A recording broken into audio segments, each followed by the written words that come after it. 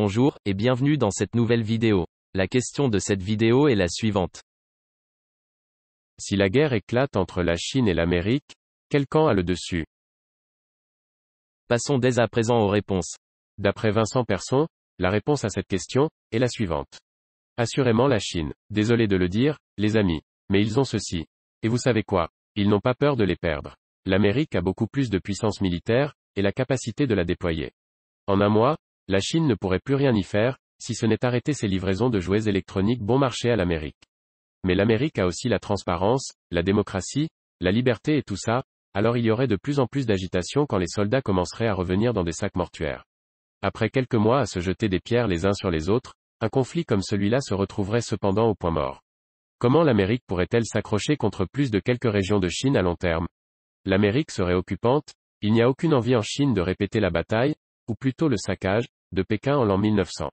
Les Américains ne seraient pas des libérateurs, et tôt ou tard, ils devraient rentrer chez eux. Notamment, si jamais la Chine atteignait le sol américain, la même chose se produirait. Ils ne pourraient jamais rien en retenir.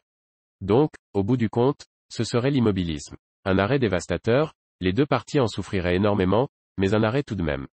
Et dites, quelqu'un a suggéré que la Russie et la Chine fassent équipe. Même si je ne crois pas que la Russie changerait beaucoup de choses ici, il y a un point.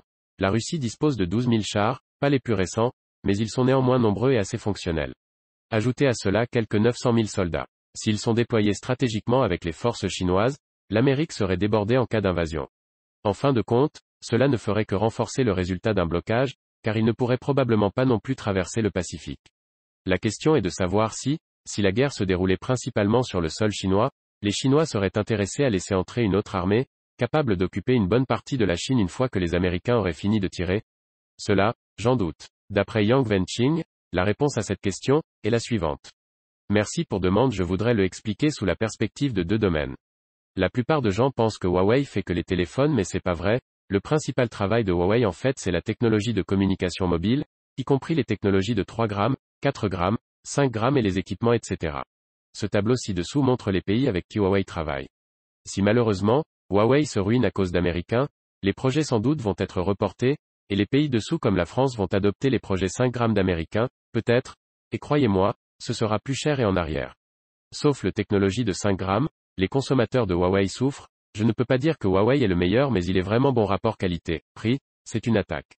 2. Ce sera une attaque pour les entreprises françaises. Quand la plupart de lecteurs regardent cette phrase peuvent être perplexes mais je vais le dire clairement, ces comportements d'Américains à Huawei ne sont pas seulement pour le but de limiter le développement de technologies de la Chine mais aussi un avertissement pour les autres pays, que les États-Unis permet un pays devient riche mais il ne veut pas regarder les autres pays sont plus avancés sur les clés technologies parce que c'est un défi pour son hégémonie, quand il y a plus de pays qui sont plus avancés que les États-Unis sur les domaines comme Internet, la station spatiale et le technologie de l'information, c'est-à-dire que ce monde sera plus équilibré et sans une absolue superpuissance qui est les États-Unis, alors le système de l'argent mondial qui est basé sur dollar tremblera et alors les États-Unis ne peut pas transférer la crise financière à tout le monde.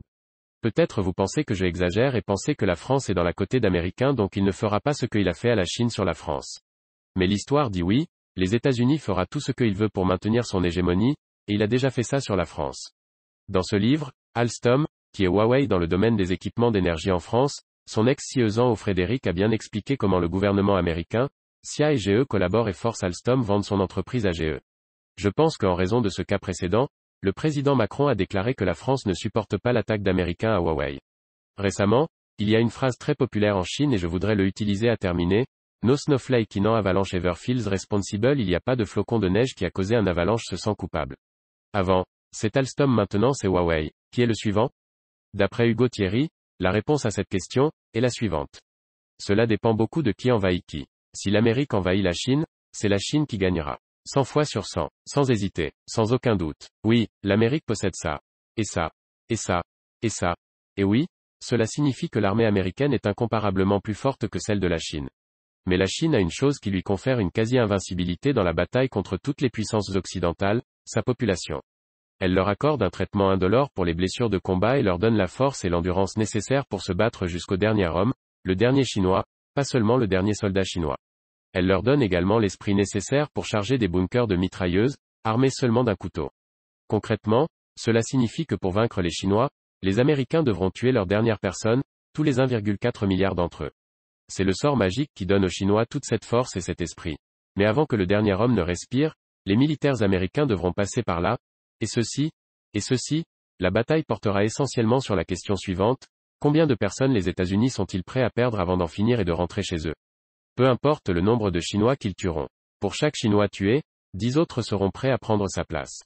Dans une guerre d'usure, les Chinois ne s'iront pas. Au cas où la Chine déciderait d'attaquer les États-Unis, ils seront tous grillés à 1000 km des frontières américaines.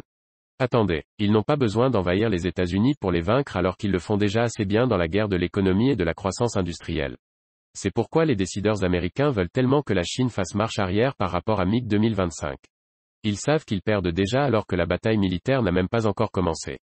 On arrive à la fin de cette vidéo, si elle vous a plu je vous invite à mettre un pouce bleu, ainsi que vous abonner. Si vous souhaitez donner votre avis, je vous redirige vers la partie commentaires pour continuer le débat sur cette question.